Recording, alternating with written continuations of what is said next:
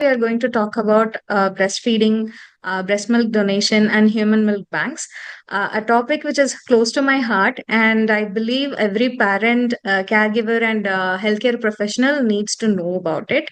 I'm beyond honored to have a very special guest with us today, somewhere whose knowledge, experience, and passion for infant and pediatric nutrition is truly inspiring. Dr. Divya Muthukumar, pediatric and onco nutritionist, and a founder of CNC. So, ma'am, thank you so much for joining us today. And to everyone watching, whether you are a new mother or expecting parent, a healthcare professional, or simply someone who cares about the health of infants. So, this session is for you. So, yes, ma'am. So, before we dive in, we want you to hear about you from you. So, can you tell about yourself and your journey in what drives you into pediatric and onco-nutrition? Uh, Thank you for the opportunity, Premlata, first. And to be honest, it is like when I started my clinical journey, it is like all of any one of us, it is like who was starting the clinical journey. That's how I started in a tertiary care hospital where the oncology, how the department was flourishing. It's like slowly developing under the oncologist. And somewhere it is like it was challenging to work on onco nutrition because back then we didn't have much of publications or anything on that. And even textbook references were very few. It is like we were talking about neutropenic diet in general and other things. So, and as always, people who know me will know it is like I always jump into something new. So it is like onco nutrition. Since others were hesitating, I thought I'll get into that. Then, by God's grace, a pediatric onco wing was started. Since I was already working with adult oncology, so pediatric oncology came into place. So it is like, and that's where it is like I could closely work with pediatric oncologists, and the journey was very satisfying. Unlike adult and oncology, pediatric oncology, you can see the, how do I tell you, people finishing their treatment and going off, children nourishing and going on with their daily routine and other things. And then slowly it is like that is where pediatric nutrition and pediatric oncology came into role. And slowly neonatology was one more thing. It is like other, again, people were hesitating to do that. So it is like seeing the newborns and helping them grow, helping them catch up their growth and becoming a normal infant was something very satisfying. So this is where my journey of pediatric nutrition and onco nutrition came. Okay, so thank you so much for sharing that, ma'am. So, since you have a lot of experience with infants and little kids, tell us about how important the breastfeeding or breast milk is very to the every child. Okay, breast milk, it is like, I need not say it is like from more than generations and generations, we'll all know it is very important. From a clinical perspective, if you're going to ask me, it is like, yes, nourishment you can is the first thing we are talking about when we give breast milk. But apart from this, breast milk has got some nutrients, immunonutrients, and gut health nutrients, which is very important for the neonate. It's like for the newborn. And again, it is like the emotional bonding, and it is like a brain development of the child and gut health, gut barrier developing. All this is more better when a child is breastfed. That's why we encourage the first, 2 years and beyond to breastfeed the child, neonate, only for this reason. Because any other feed can give you the nutrients, but all these extra components will come only from the mother's milk. Okay. So yeah, as you said, breast milk is like non-negotiable for any kid. So, and today we are here on the World Human Milk Donation Day. So, unfortunately, some kids, some infants are unable to get their breast milk from their mother. So, it can be any of the reason.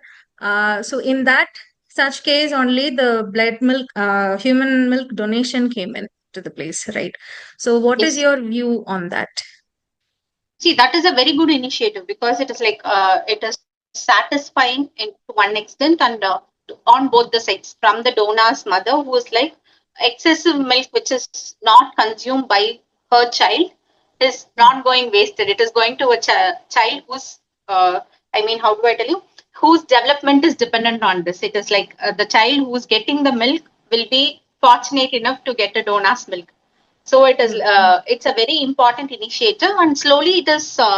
I could see more milk banks coming, and slowly it is awareness is also. I wouldn't say awareness is there, but still it is slowly coming up. Yeah.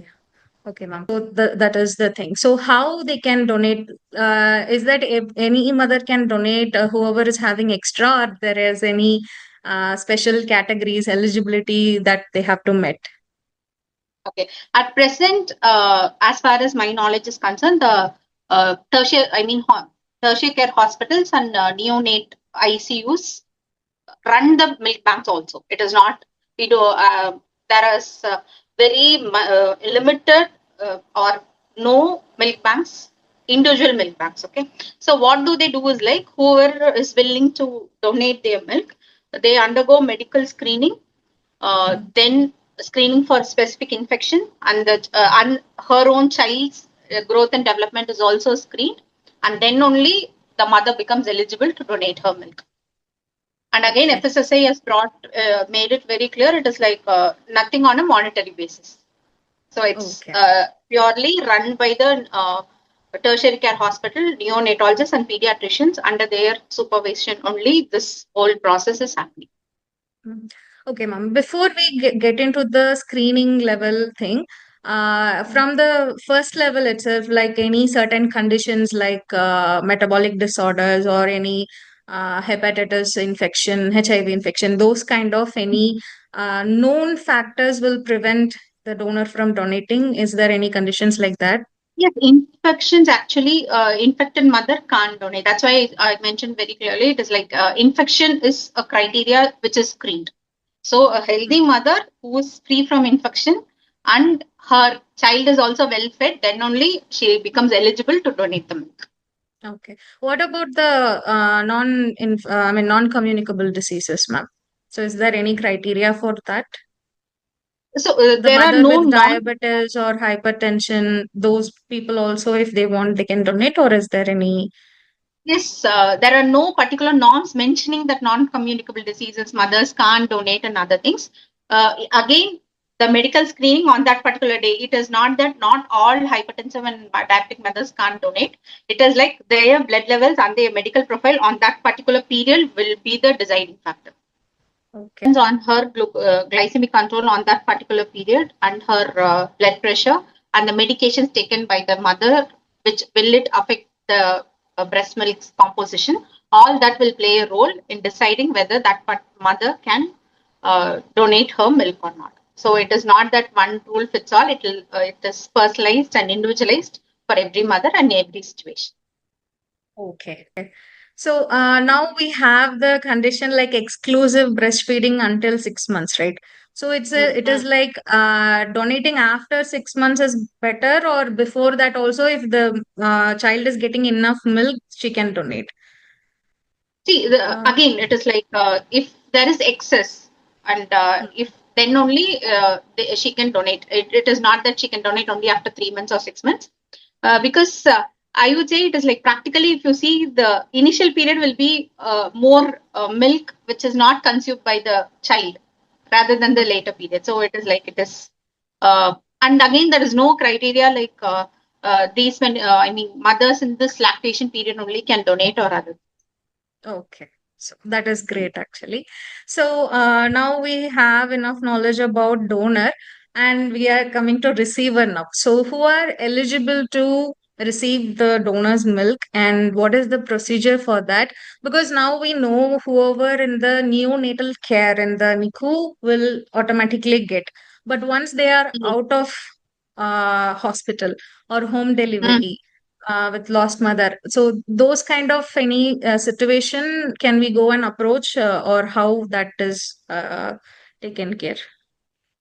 Okay, now as I mentioned in the beginning, it is like since milk banks are associated with neonatal wards and tertiary care centers, it goes on a priority basis only. So it is Okay. like neonates in the ICU, NICUs get the first priority, then the preterm infants, then only the list goes on and on. You can register yourself in the nearest milk bank. But again, Okay. it will go only on a priority basis. It is the neonates in the ICU are the first people to get donors milk Okay. because then only others are eligible. That's nice. That's nice.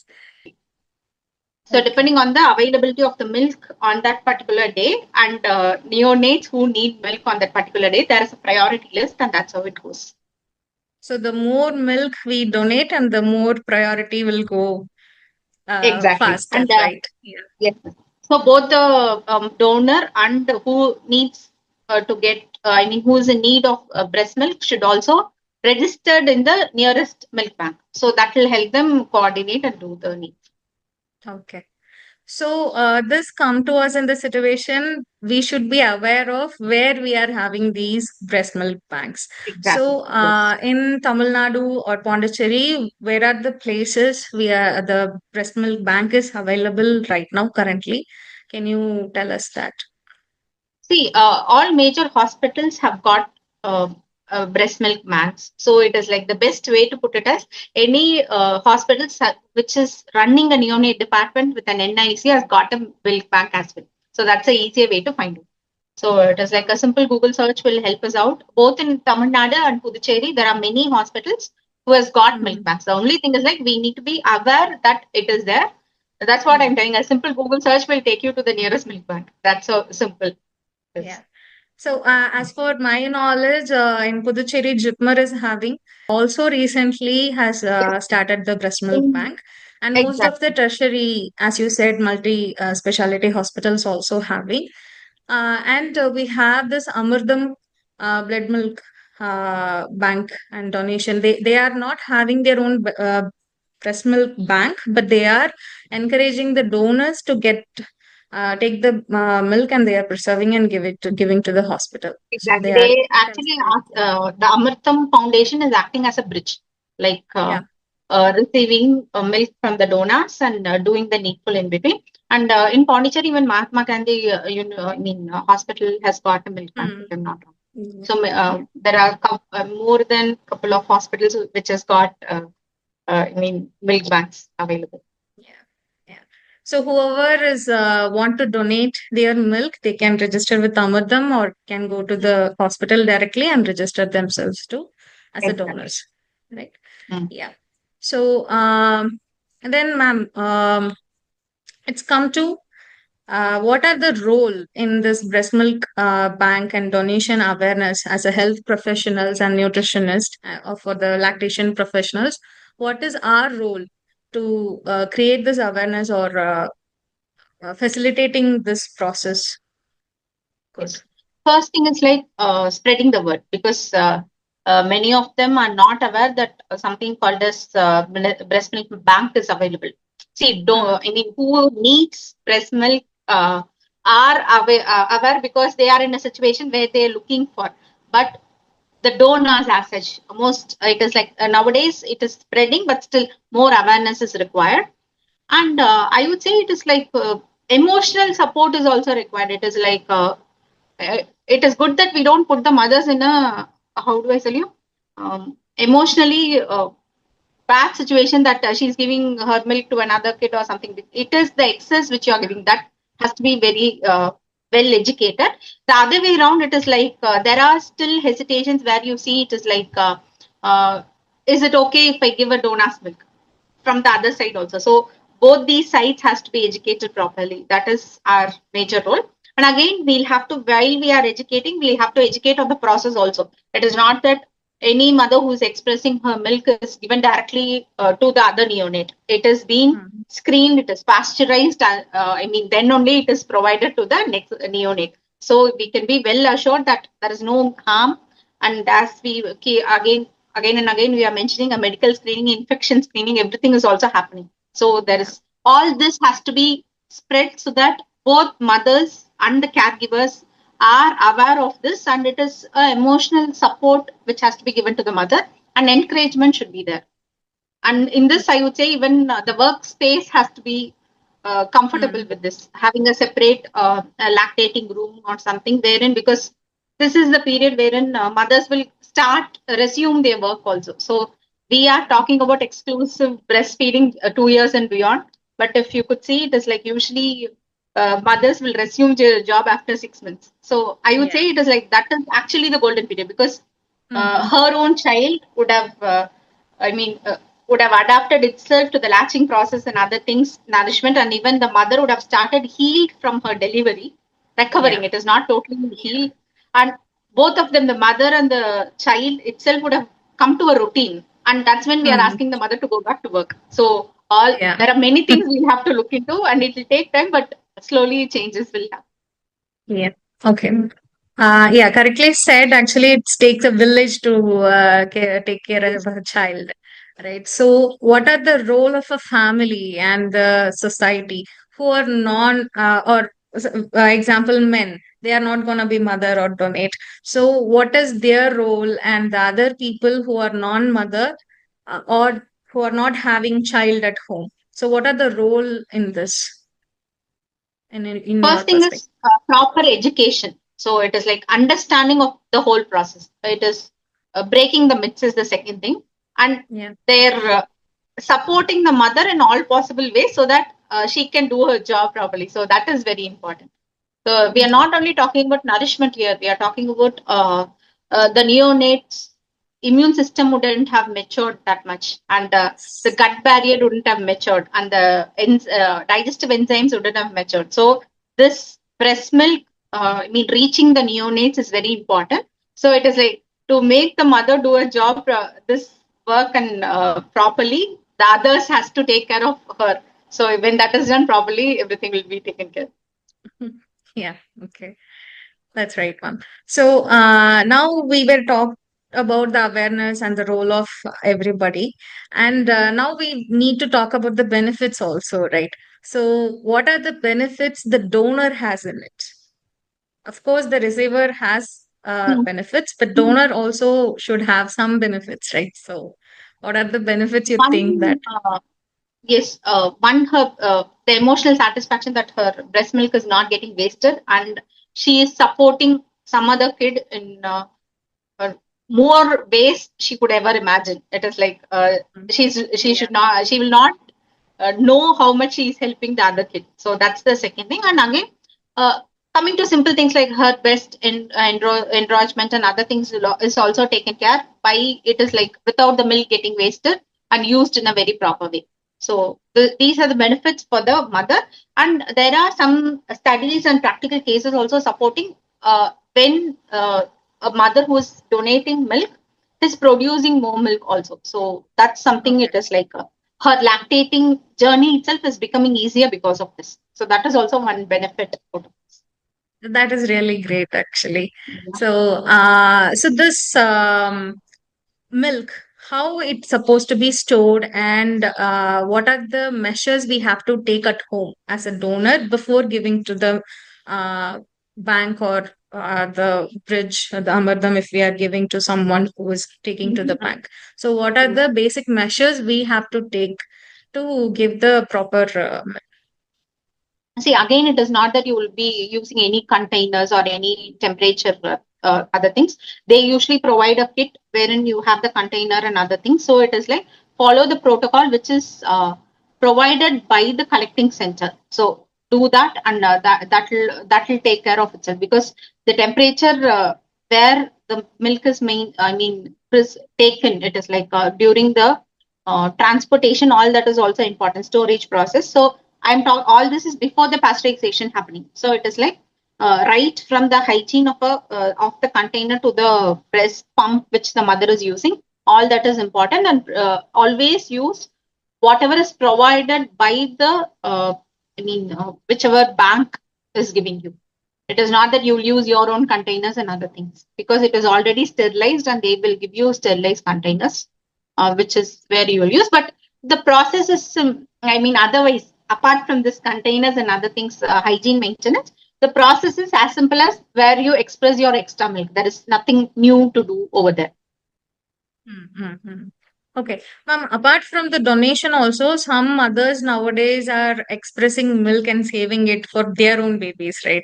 Mm, So, mm, mm. so it is more like a similar thing only. So, what are the preservation method or they can certain hours only they can keep it outside and then Mm. refrigerate. So those kind of norms, what are the things, ma'am? If you can share it, it See, it will is be like, very. yeah, excess breast milk can be expressed even if it is for your own kid. Also, you can do that. If it is for 2 hours, if you're going to within 2 hours, it is going to be given. Keep it at the room temperature. If it is going to be more than 2 hours, it is safe for it. Bring it in fridge or something. Yeah, I would say it is like till 24 hours. It can be refrigerated. If it is more than that, freezer will be a better option. Freezer will be better option. Okay, ma'am. That's nice to know, actually. So, and then coming to the family's role and everything we saw. So, what are the myths the family is having regarding the breast milk donation? One is, I would say, a kind of hesitation is still there. That's the word I would say. It Okay. is not a myth, it is an hesitation only. It is it is like whether this can be given, whether it is hygienic, whether it is like will her own I mean the child of this family will get affected. All these things are there. So only I would say it is nothing a myth kind of thing. It is only a kind of hesitation which has to be educated properly, and when that is done, everything will be taken care. See, as I keep mentioning, it is like only when your child is healthy, and then only the excess is only going to go to the other child. So that is one thing. And from the donor side, we'll have to be very clear. We are talking about it's like an alternative to a formula feed here. It is like, so this is the best option which your child can get. So there is no hesitation or any question whether this is going to be good for your child. So that has to be more awareness should be there on that. That's the only. Mm. Okay, ma'am. It's very great session, ma'am. Breast milk is very important for the gut health, mental health, brain growth, immunity, everything. So it is very important for us that every child is getting breast milk. Sorry, not every mother can feed their child, but with together we can provide every child what they need of the golden opportunity. Yeah, that's a very good point you brought up. The only thing I really want to say is like even a mother who is lactating, even if her milk production is very low, even that means it is like she can top up with a formula feed or a donor milk, whichever is available. But that doesn't mean she is doing something wrong. If her milk production is low because of some other reason, which might be as simple as her nutritional status or something emotional or maybe a lactating support or something is required, there are lactation consultants who can help her out. But still, even a minimum milk which she is feeding to her child is also very important. So that is not there, because every time it is like the mother is put into blame, telling it is like you're Yeah. not producing enough milk because of this, because of that, because of that. Because some mothers are, their bodies in such a way they there is delayed breast milk production or a minimum breast milk production. Even that has to be acknowledged, and even Mm. that mother should be emotionally supported so that this whole cycle is taken care Yes, that is really of. good actually. Because when you are unable to feed your child, it is a very great guilt a mother can have, but is it That's is okay because it's not only one mother in the world to feed the child. So that is we can feed a child together always. So to that note, thank you so much for for you joining today. And you have given a lot of information which has enlightened us. And this is a starting of the awareness program. So we will have more session in the future. And thank you. Thank you so much for that. thank